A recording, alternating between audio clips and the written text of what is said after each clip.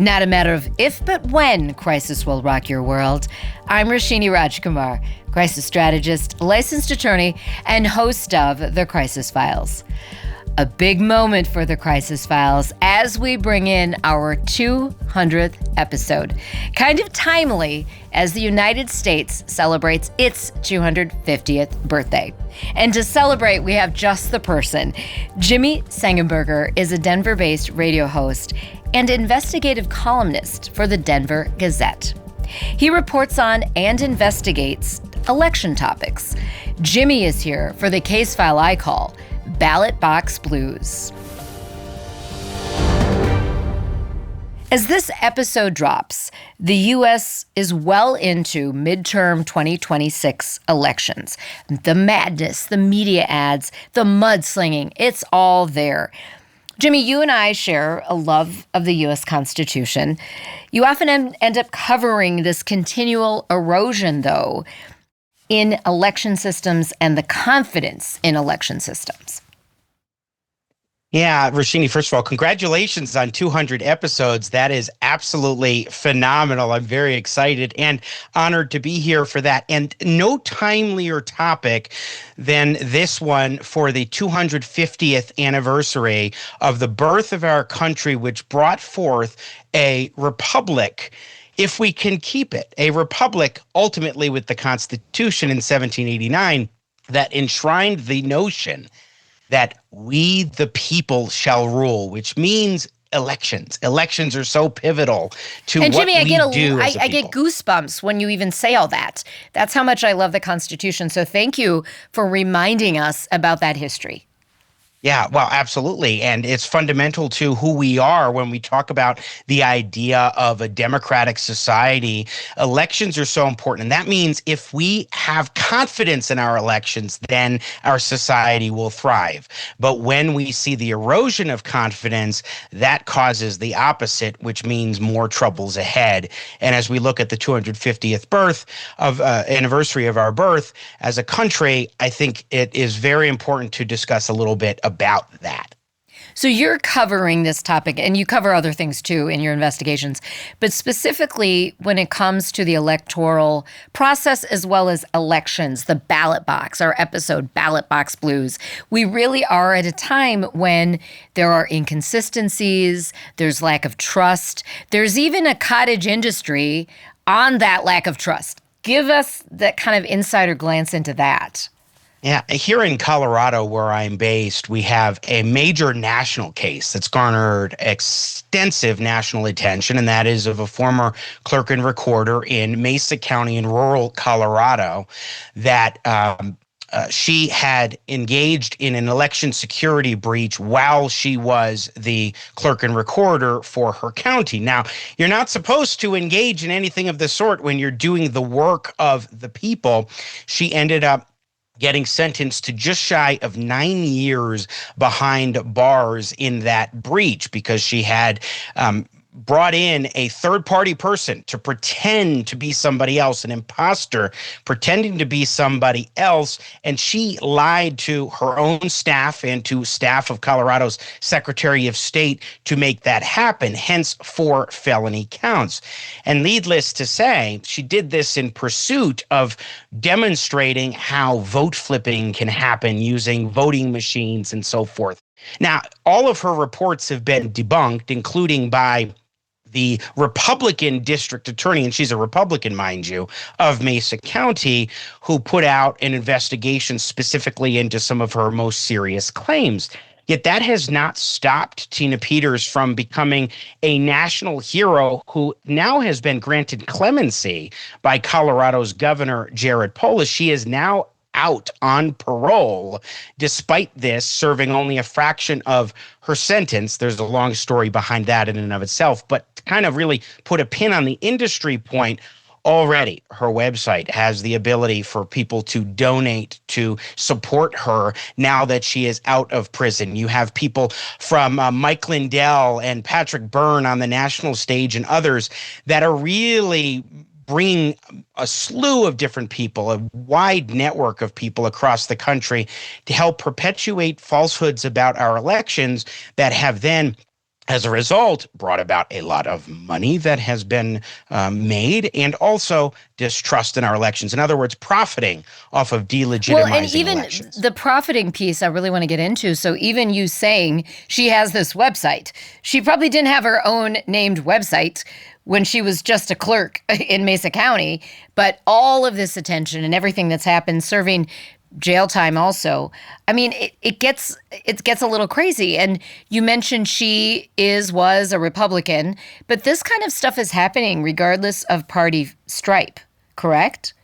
Yes, exactly. I mean, we can look at over the last several years, people on both sides of the aisle have been casting doubt on our elections in Georgia. You had the election when Stacey Abrams ran for, I believe, governor, and that's just one example. And now I have seen others who are more on the left who have cast doubt on the 2024 reelection of President Trump. So it is a nonpartisan issue, and that's what it should be. Elections, and I know you stress this very much, Roshini. You've been on the radio with me countless times over the years, and we talk often about how our election system and our Constitution are not about politics. They are about the people of this country and about the principles that we hold dear. And when we have people who are going around the country undermining our election system, regardless of party, and profiting off of it, well, that is a major problem and undermines something much greater than just the basic foundations of our elections. It goes to the core of who we are as a people. It does. And it is one person, one vote. And there's protections. There are lots of different cases going on, whether it's arguments or campaigns about even voter IDs in different states. So Colorado did something.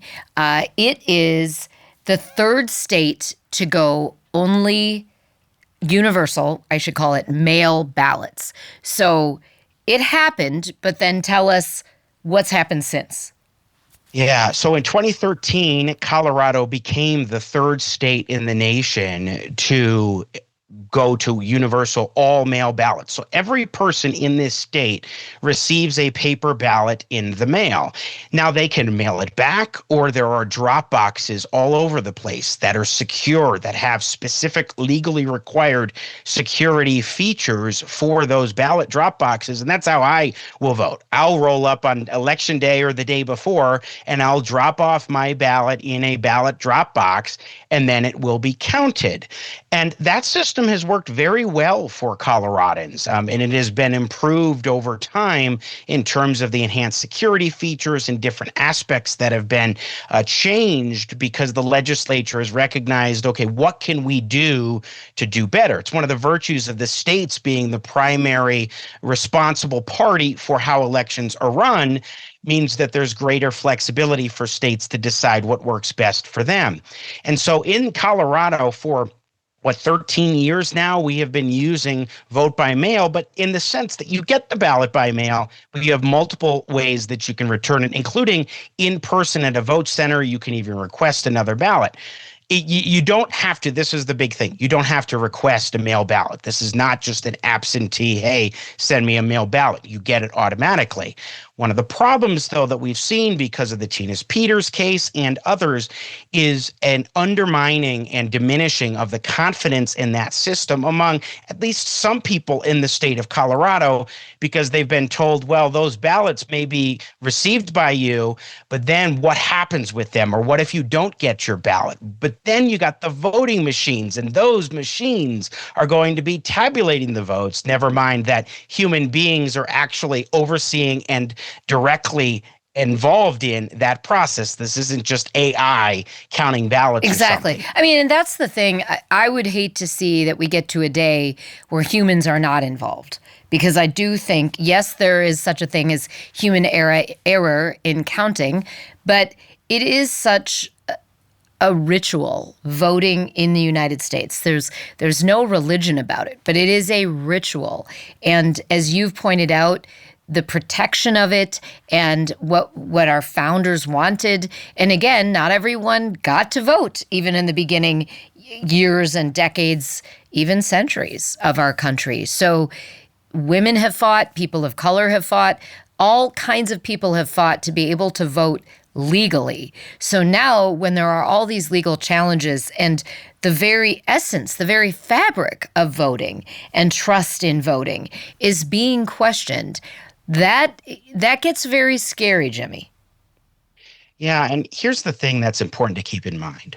People who are, for example, election officials in the state of Colorado or in Minnesota or wherever across the country, those people are doing their level best to make sure that our elections are fair and that people who are voting are legal voters and that we crack down on any fraud that might be happening. They're doing their best to count the ballots right every day. And when that happens, there are also auditing processes that are in place to verify those election results. It also means that you still have room for, and it is essential, to continue improving the election process. Nobody who is standing up and saying our elections are trustworthy is saying that doesn't mean there's room for improvement. I have dozens of ideas that I've talked with county clerks and others about for how to improve elections in Colorado, other places around the country. The question is, are we talking about legitimate reforms, or are we talking about, just as an example, some of the people in this cottage industry, as I call it, of stolen ink would say, hey, we need to switch to hand counting of ballots. But we haven't done that since like the late 1800s on any widespread level. And that would actually undermine how the process works in terms of the success that we've got and the security features that are built in. Well, I could just over visualize the decades. nightmare. I mean, I just see this barrage of paper and the hand count. I mean, it that just doesn't make any sense. No, it doesn't. And it would take a lot longer. One of the conspiracy theories is often centered on wait times for election results. And you just imagine if everything was hand counted and the number of races that we have on our ballots. Like, for example, a lot of times they'll point to France and they'll say, oh, look, France has hand counting. France does this or that. Their ballots are far shorter, maybe just a couple of races. Whereas here in Colorado, as an example, we may have a dozen or more ballot initiatives that voters are considering, complex issues, in addition to local candidates, state candidates, and federal candidates. The idea of having hand counting like that is untenable and would certainly lead to even less confidence. All right, so the Constitution protects against discrimination to voting, but it also gives states primary authority. How important is that? And maybe you can help crisis filers understand why that is so important. But it is also what leads to some of what we're going through now, because that we do have many more than one state. Yeah, a lot of times people will say, oh, look what happened in Arizona, or look what happened in Michigan or Georgia. I think our state's okay, but what about these other states? And I can understand that feeling, especially when you're hearing a flurry of accusations about elections and how they're operating in states across the country. But one of the virtues, and I touched on this before, Roshini, one of the virtues of our election system being state-based is that when there's a problem or there are issues that need to be fixed, Colorado can do it far better, or Minnesota or Michigan can make those changes far better for their own system than looking to Congress and saying, we need you to tinker with a nationwide election system and improve this or that feature of our elections. Can you imagine, especially with it being the way it is, what that would be like? Oh my Roshini? gosh, when you describe it that way, like, thank God those framers really had so much foresight that they left this and so much authority to the states, because yes, I don't want Hawaii or Colorado or Texas messing up my state's elections. Even if we do something wrong, we have to look to our leaders in each of our own states to fix those problems. And the power to do that came from that beautiful document, the Constitution of the United States. Yes, exactly. And the Congress does have the authority to engage in certain changes to the election system. They could conceivably nationalize it if they wanted to, but the way that the framers structured it was specifically with this exact idea in mind of the states directing how their elections would be conducted. And I just want to say one thing that has been such a detrimental negative impact of what we have seen insofar as the delegitimizing of elections for profit and undermining the system's confidence from the people is you have seen a real turn on election officials, where in one county in Colorado, for example, Archuleta County, last year there was a firebombing of the office. Now, it was after hours. Thankfully, nobody was hurt. But nevertheless, that is a direct, literal, physical attack on an election office. We've seen death threats and other threats that have gone to election officials as a result of people being misled on how our elections work. And that what is their where both the understanding is. states and the feds have authority to prosecute, as they should. Because when these people, election officials, some of the officials are county officials, state officials, they are being paid. But for the most part, there are so many volunteer election judges. My aunt out in Buffalo, New York, when she lived there, was an election judge. She took such pride in that. And many years ago, from being a Canadian to becoming a U.S. citizen, and then she became a U.S. election judge. I mean, it is absolutely abhorrent for anyone to do violence against these election judges who are volunteers, as well as regular judges, actual sitting federal and state judges. So that is where the feds need to come in and prosecute that. All right, Jimmy, to wind down on the crisis files, we always like to talk about solutions. What are some of the solutions here? Because we certainly don't want this multi-billion-dollar cottage industry in conspiracy theories or whatever you want to call it about election and election fraud to continue.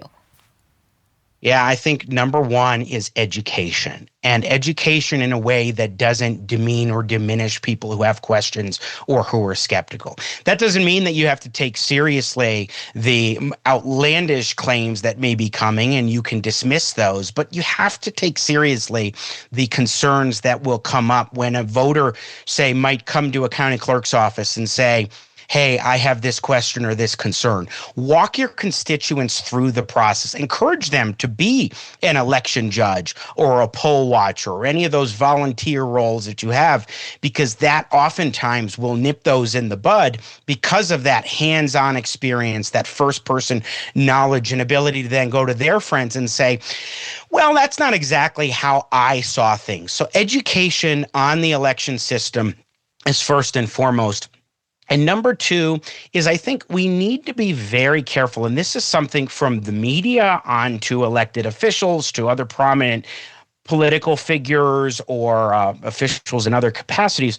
We need to be very careful about how we talk about these issues in a broader sense, because if we are sort of legitimizing some of the more outlandish claims, but also not addressing or not addressing legitimate claims in that massive scale, then we're going to have problems in terms of perpetuating those myths about elections even more. It's a matter of being smart in the messaging and thinking through how you're going to talk about this. As you discuss in the crisis files all the time, when a crisis comes up, and we have a crisis in our elections, that's what ballot box blues is all about.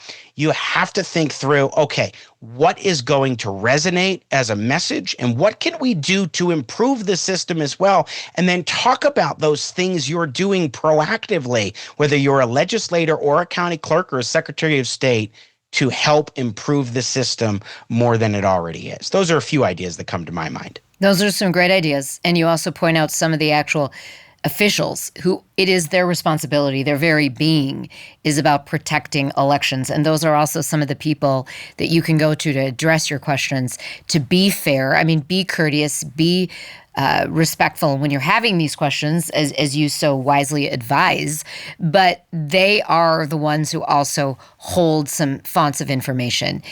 Be discerning about what you're reading online. You know, that we can say pretty much in every episode, but definitely here. Oh, Jimmy, always great. The time runs so fast. Find Jimmy's investigative columns at denvergazette.com. Connect directly with Jimmy at jimmysengenberger.com. Today's case file is powered by Mall of America. Mall of America. Great shopping. A dazzling and dizzying variety of attractions and restaurants. Did you realize Mall of America also hosts hundreds of events each year? Everything from high-fashion runway shows to visits from the hottest musicians. pop-up celebrations ahead of movie premieres, charity-related walks, and holiday-themed experiences. You never know what you will find at our mall. For upcoming events and happenings, check out mallofamerica.com. Rate, review, and subscribe to The Crisis Files on your platform of choice. Follow us on YouTube and Instagram at The Crisis Files. Visit thecrisisfiles.com for all 4 seasons of the show. I'm Roshini Rajkumar. Join me next time on The Crisis Files.